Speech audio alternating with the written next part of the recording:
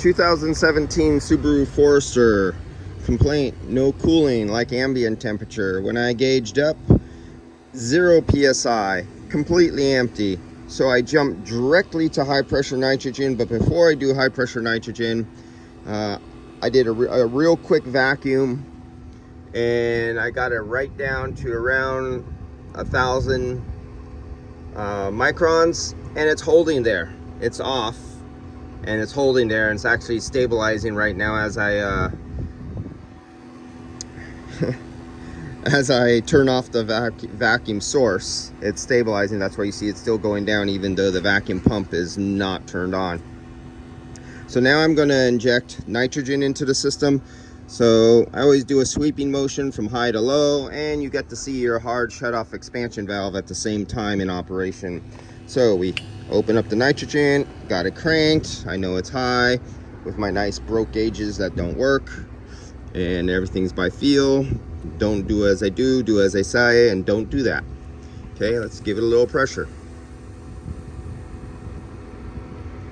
Let's give it a little more pressure. Well, let's test it right there. There's about 100 psi, and this is just for looking for a gushing leak. I'm not looking for a fine leak. And you could see our hard shut-off expansion valve kicking in because we're 108 there, and it's really slowing up there.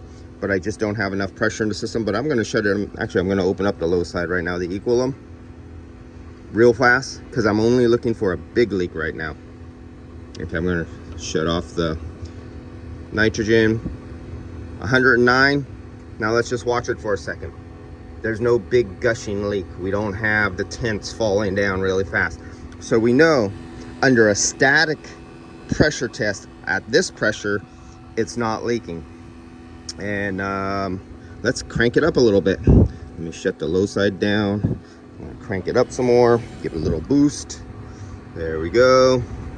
156, a little more. And you can really see that hard shut-off expansion valve working now because we're 116 here, 169 right there. And it's slowly bleeding up.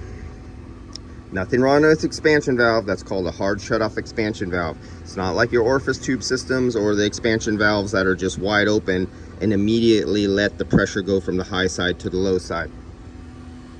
So now I'm going to get some bubbles, and I'm not set up here. Hey, where's my bubbles? Don't tell me. Oh, there we go. I always carry 2 of these with me, but sometimes I'll leave one behind at a shop. I don't want the spray, I want the stream.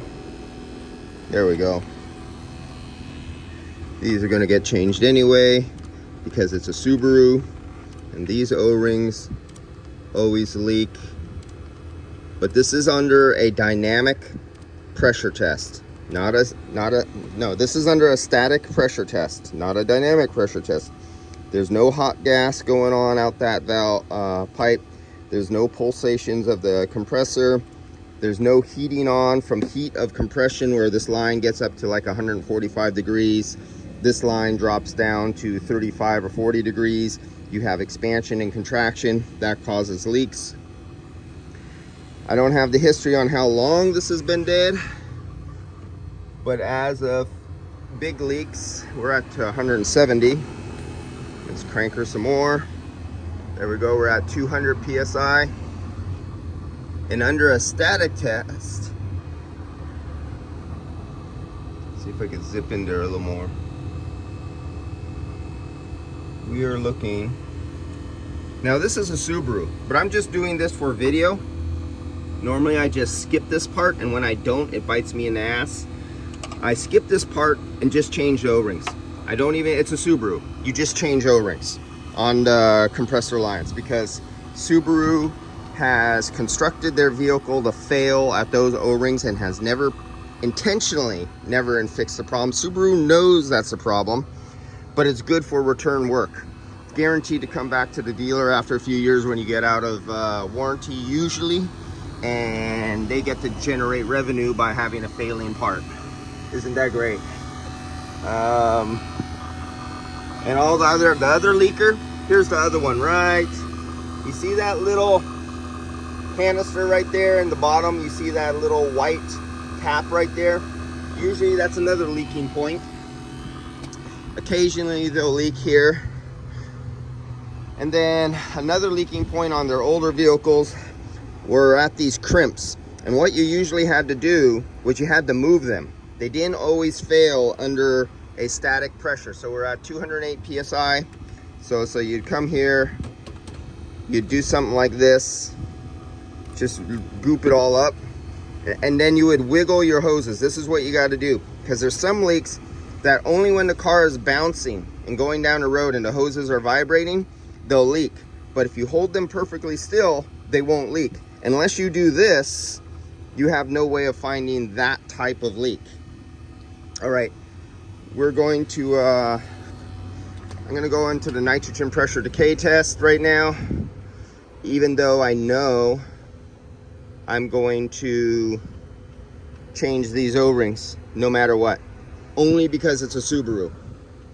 And when it comes to leaks and Subaru and these O-rings, it's like guaranteed.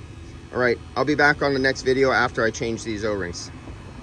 Oh yeah, this is Big Blue micro leak detector, TruTech tools, and we also have the field piece TruTech tools and the field piece vacuum pump, the VPX7. You could get the smaller ones. There's two smaller models. This is the 10 CFM. I got it because it's nice and light. It's lighter than the 8 CFM or the 6 CFM. A little bit more expensive, but I went for what was lighter. And I'll be back. My offer code at TruTech Tools is LEC Air, spelt like in my name on the channel. All one word, all capital letters, and you get 8% off at TruTech Tools. See you guys.